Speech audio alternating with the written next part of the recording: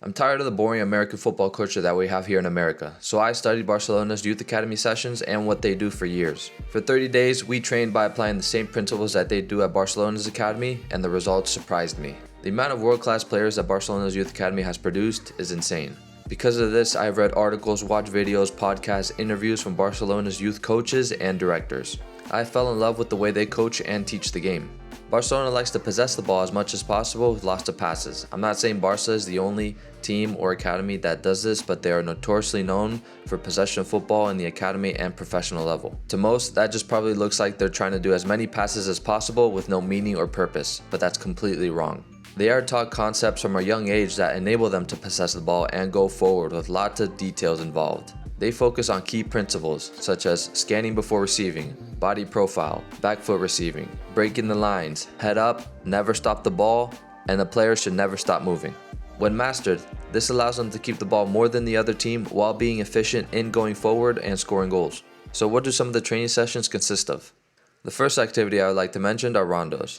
The Rondos are honestly just taught wrong here in America. Most coaches or players think it's just monkey in the middle or just throw it in as a useless warm-up and hope for the best. But that just creates the incorrect habits instead of the habits that it's actually supposed to teach. There are more than 50 concepts that you can teach in a Rondo, but obviously you have to meet players at their age and level and teach them the very basics that they can master first. The primary concepts that I'm coaching here are first, body profile. We want players to keep their body open and receive with the back foot to always have many options available. Second is play forward if possible.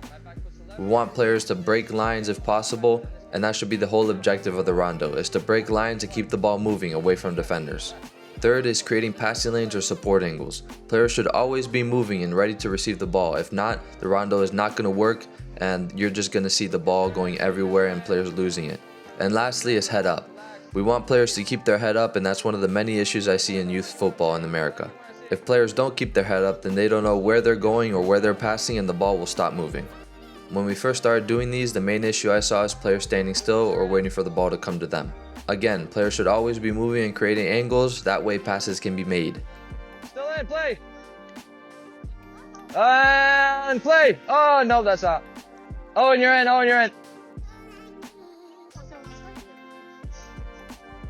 Play. Good, Lucas.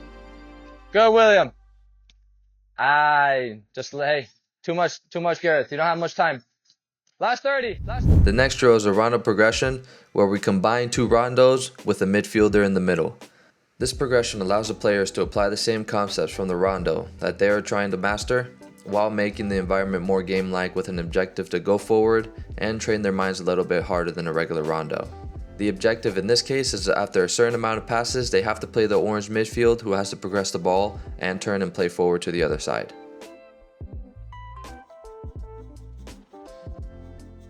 Can we keep moving, Guillaume? Keep moving, Guillaume. Good.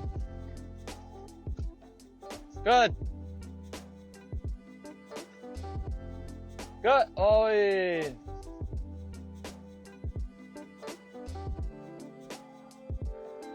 Good touch, Gareth. Good touch. Play. Now can we break the line? Find the way to break the line. Good. Be ready, Blue. Be ready.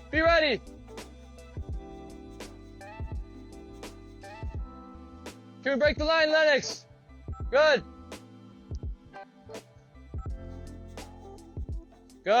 Point for Blue. Turn. You can't go in.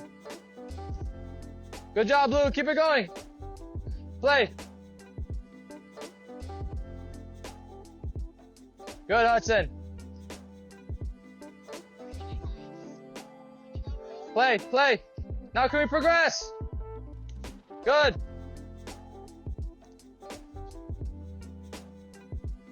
Play.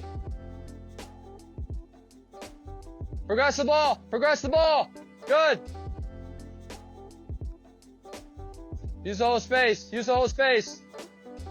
William, play your neighbor. Play.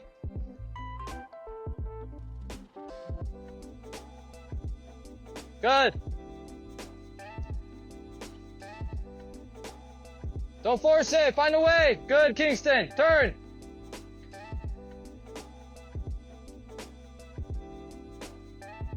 Gareth, try stay in the square. Try stay in the square. Stay in the square. Good, Leo.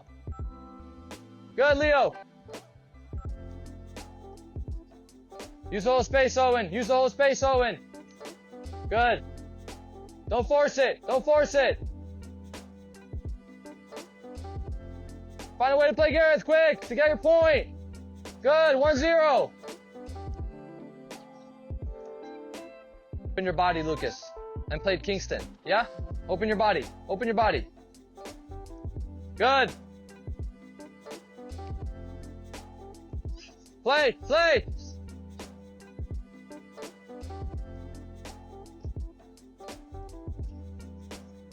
Don't force it. Don't force it. Now can we play? Now can we break the line? Play.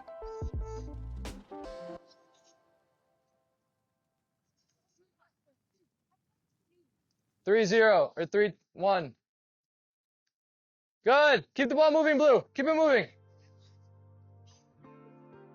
Good. Now you go back to your square, Sava. Now you go back to your square. Good, Gareth. Good, Leo. Play. Play.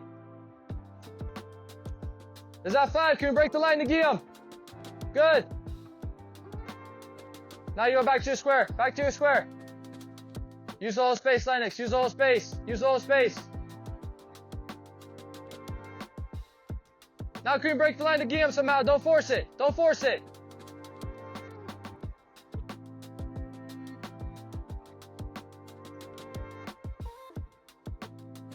Can we break a line? Can we break a line?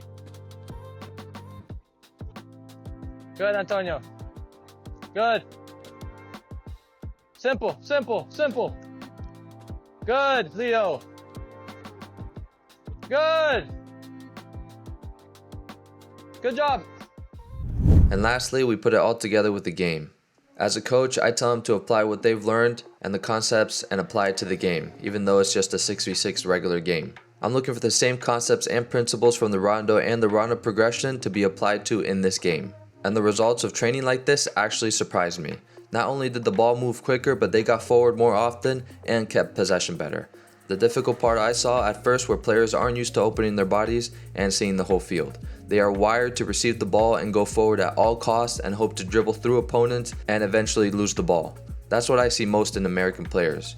But when they use these concepts and apply them to the game, it opens their minds to other options on the field. As a team, we're going to keep building on these concepts. No team is perfect and we can always improve, so that's the goal for this season.